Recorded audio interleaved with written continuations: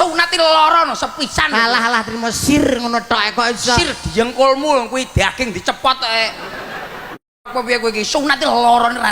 Bener, cil kowe bener. Sunat ki larane ra ilok tenan. Urung lek diarani nggundangi ngerti nggundangi. Lah kuwi roh kowe. Ngundang ini sing wabah ngoten iki kan. Wabah ki isor bendol nyulur kuwi wuyuh larane irang kuwi.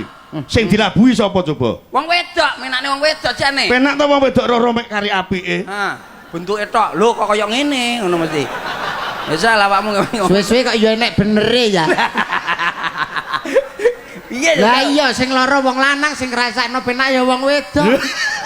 Piye jajal ngono. Ngene wong wedok-wedok jek maido ae.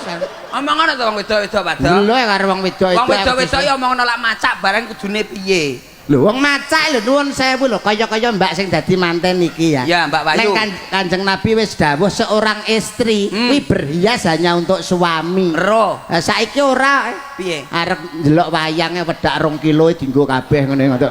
Ngono kuwi arep jagong mantene iki lho Dek anu lipstick iki lho tak wabang-wabang ngono menger-menger kaya ula lari angon. Iya. Terus mari ngono. Bareng nang omah Dik, biyu wis ora tau wedakan, ora tau wadus, rambutnya gimbal, nganggo daster coklat, tamoh, gulune pedhot sitok. Ya ampun. Ngono pilingane jek dikeki koyok.